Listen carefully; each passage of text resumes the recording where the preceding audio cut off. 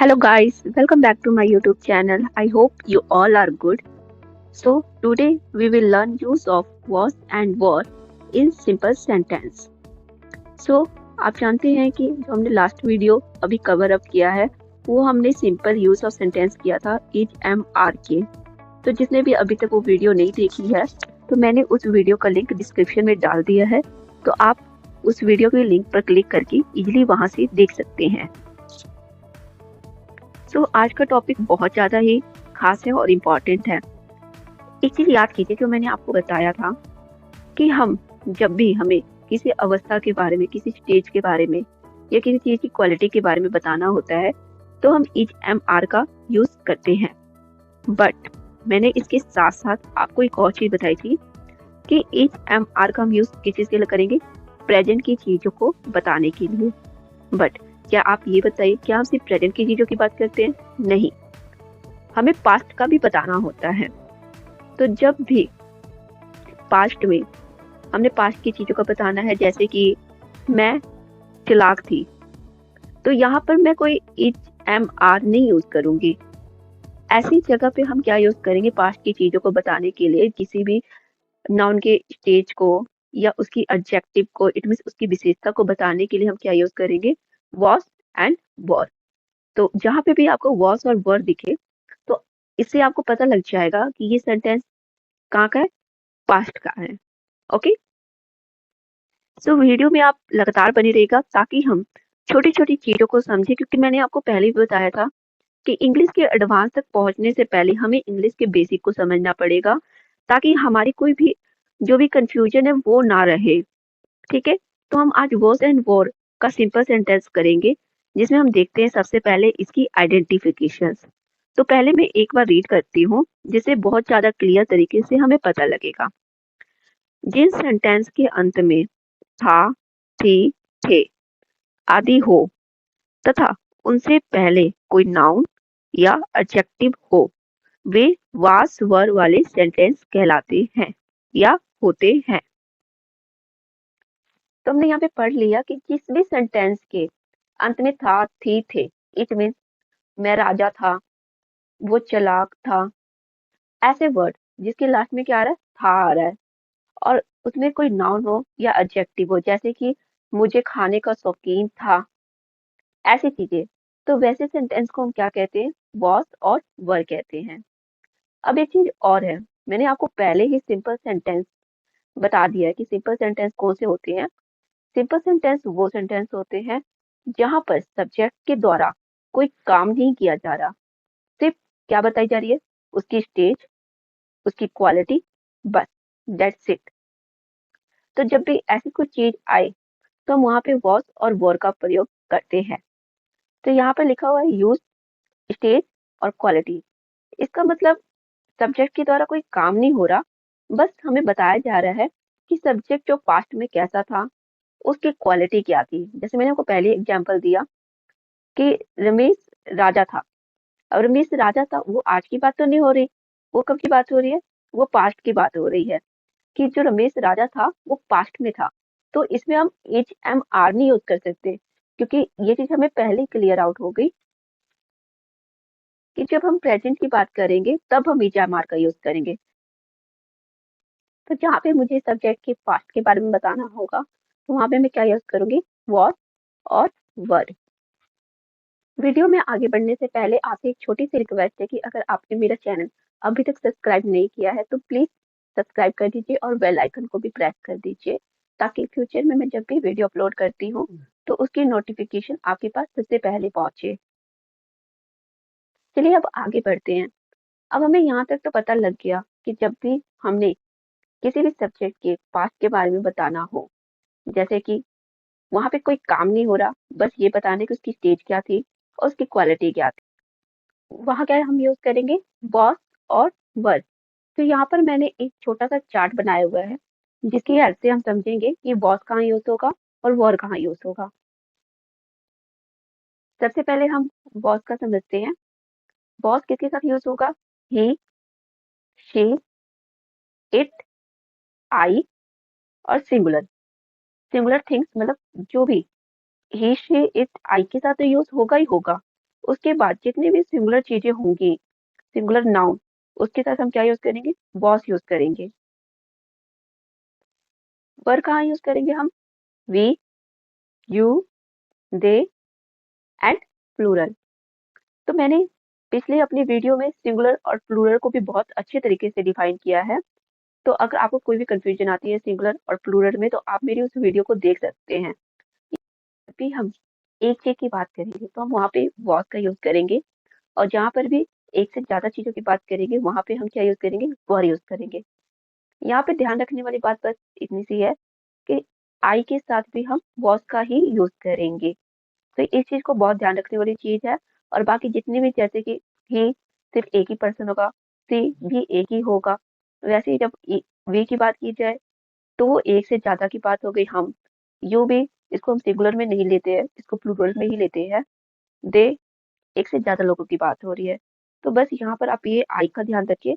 बाकी सब कुछ वैसे ही है कि प्लूरल के साथ हम वर का यूज करेंगे और सिंगुलर के साथ वॉस का यूज करेंगे।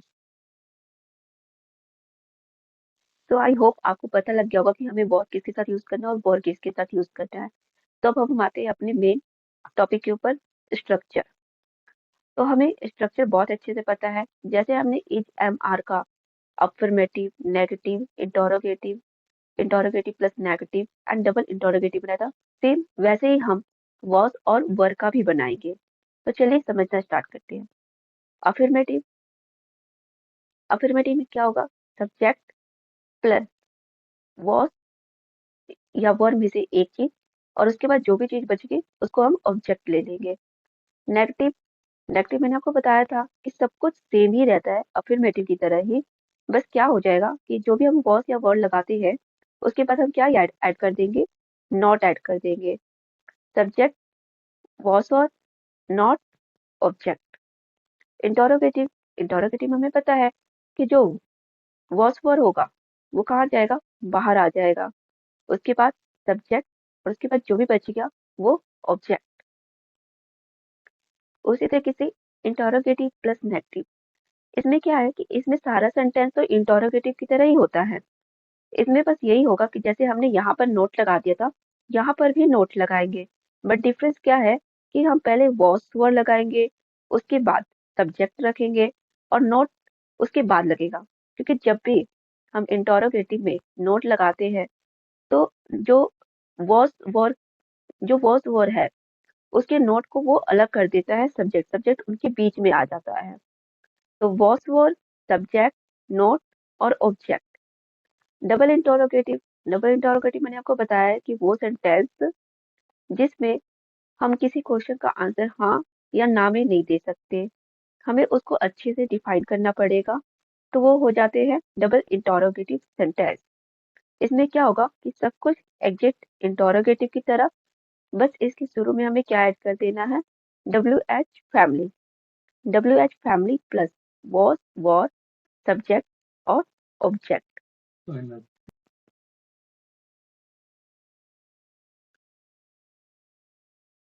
सो आई होप आपको ये स्ट्रक्चर अच्छे से समझ आ गया होगा। तो अब मैं यहाँ पे 3 सेंटेंस करूंगी। एक सिंगुलर का, दूसरा प्लूरल का, और तीसरा आई का। और तीनों को, सेंटेंस को मैं अफर्मेटिव में, नेगेटिव में, इंटरोगेटिव में, इंटरोगेटिव प्लस नेगेटिव में और डबल इंटरोगेटिव में चेंज करूंगी। तो हमारा जो फर्स्ट सेंटेंस है, तो यहाँ मैंने एक सेंटेंस लिखा है, अमन एक राजा था। चलिए इसको फटाफट से बनाते हैं। अमन सिंगुलर है, सबसे पहले अमन, अमन क्या है? सिंगुलर है, तो अमन के साथ हम क्या लगाएंगे? वॉज। अमन वॉज, एक की इंग्लिश क्या होती है? आ, राजा की English king. Aman was a king, negative बना लेते हैं।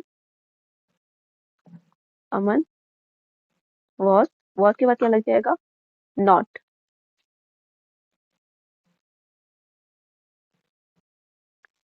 अमन was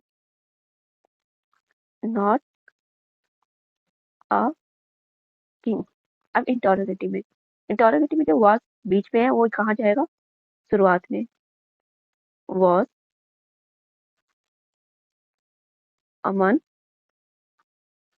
a king, question mark.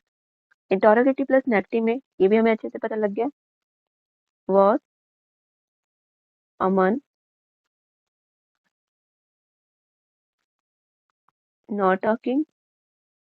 और डबल इंटरोगेटिव में जैसे कि यहाँ पे हमने ये चीज समझ ली, अमन एक राजा था, अमन वॉज अ किंग। इंटोर सॉरी नेगेटिव हमने बना दिया, Aman was a not a king, Aman एक राजा नहीं था। इंटरोगेटिव हमने बनाया कि क्या अमन राजा था, was Aman a king. Interrogative plus negative बनाया, क्या अमन राजा नहीं था, वॉज अमन नॉट किंग।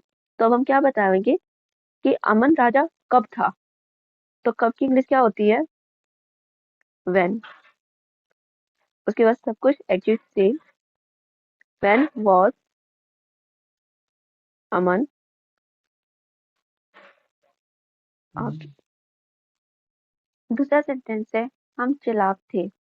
अब हम यहाँ पे क्या है, हमें यहाँ पे प्लूरल, तो हम की इंग्लिश हम सबसे पहले लिखेंगे, अफर्मेटिव बनाएंगे वे। अब हमें पता लग गया कि हम प्लूरल है, अब प्लूरल के साथ क्या लगता है, हमने पहले पढ़ा हुआ है वर। वी वर चालाक की English clever. We were clever, हम चालाक थे। अब इसका नेगेटिव बनाना है, बहुत इजी है। We were not clever. Same interrogative, were we clever. Interrogative और नेगेटिव, वर वी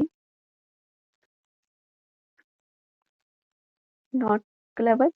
अब डबल इंटरोगेटिव में देखिए, अब यहाँ पे हमें क्वेश्चन पूछना है, तो हम कैसे पूछ सकते हैं, हम क्लेवर क्यों थे, वाई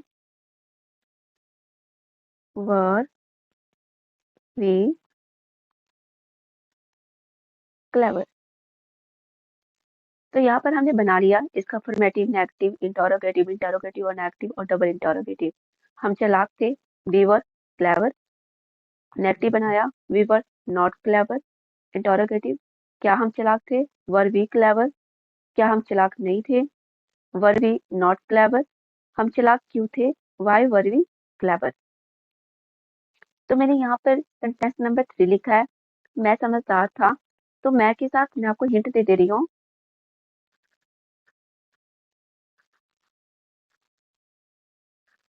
आई वॉज, मतलब मैं के साथ आई के साथ वॉज लगेगा, और बाकी जैसे हमने अभी सिंगुलर का सेंटेंस बनाया था वैसे ये भी सेंटेंस बनेगा।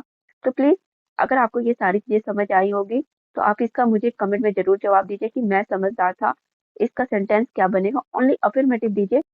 तो आई होप अभी तक हमने जितना भी पढ़ा वो बहुत अच्छे से आपको समझ आ गया होगा। तो इस वीडियो में मेरा यही मोटिव था कि मैं आपको वॉस और वर्ड का सिंपल यूज बताऊं, और आगे की वीडियो में मैं इसका अलग से एक एक्सरसाइज पार्ट भी लेकर आऊंगी जिसमें अफर्मेटिव, नेगेटिव, इंटरोगेटिव और डबल इंटरोगेटिव इन सबसे मिक्स सेंटेंस होंगे, जिसको करने से हमें और भी अच्छी तरीके से वॉस और वर्ड का सिंपल यूज पता लगेगा। और ये सारे ही डेली यूज सेंटेंस होंगे जिसको हम अपने डेली यूज में इस्तेमाल करते हैं, हर कोई हमेशा ही इस्तेमाल करता है। तो इस चीजों की हम प्रैक्टिस करेंगे। तो आई होप आपको मेरी वीडियो पसंद आई, और अगर पसंद आई है और अगर आपको लगता है कि हाँ इस वीडियो ने आपकी हेल्प की है थोड़ी सी भी, तो प्लीज आप लाइक कर दीजिए, कमेंट कर दीजिए और शेयर कर दीजिए। ये बहुत बहुत बहुत मेरे लिए होगा। और प्लीज ऑलवेज स्माइल करते रहिए, एंड गॉड आपको हमेशा हैप्पी रखे। Thank you for watching my video. Thank you.